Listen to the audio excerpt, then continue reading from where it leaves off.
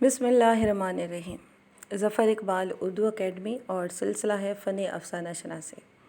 عزیز طلبات، آج ہم اردو ادب کے ایک نمبر افسانے اوور کوٹ پر بات کرنے جا رہے ہیں، جسے غلام عباس نے لکھا تھا۔ معاشرے کے دوہرے رویوں کو چاک کرتا ہوا سنویت کا حامل اوور کوٹ۔ اس کے کردار میں مرکزی کردار ہے نوجوان کا، ایک تانکے والا ہے، ڈاکٹر ہے، نرس ہے، لڑکا، لڑکی اور بلی بھی اس کے کرداروں میں شامل ہے۔ اس کا خلاصہ کچھ اس طرح سے ہے کہ اس افسانے میں مصنف ایک نوجوان کا تذکرہ کر رہے ہیں جو خاصا فیشنیبل معلوم ہوتا تھا۔ وہ مال روڈ پر چل رہا تھا، وہاں اسے کچھ بچے کھیلتے ہوئے نظر آتے ہیں اور وہ انہیں تکتا رہتا ہے، یہاں تک کہ وہ بچے وہاں سے شرما کر چلے جاتے ہیں۔ مٹر گشت کرنے والے نوجوان کے بال لمبے چمکتے ہوئے باریک باریک مونچھیں ہیں۔ اس نے بادامی رنگ کا اوور کوٹ پہن رکھا تھا۔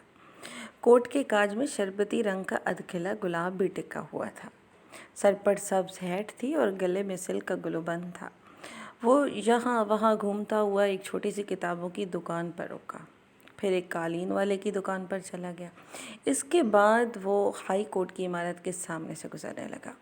اس دوران ایک لڑکے اور لڑکی کی باتیں سننے کی کوشش میں ہوتا کچھ اس طرح سے ہے کہ وہ ایک لاری کی زد میں آ کر کچلا جاتا ہے۔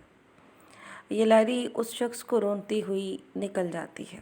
ڈرائیور اندھیرے کا فائدہ اٹھاتے ہوئے چل پڑتا ہے۔ لوگ چیخنے لگتے ہیں کہ کوئی لاری کا نمبر ہی نوٹ کر لو، لیکن کوئی فائدہ نہ ہوا۔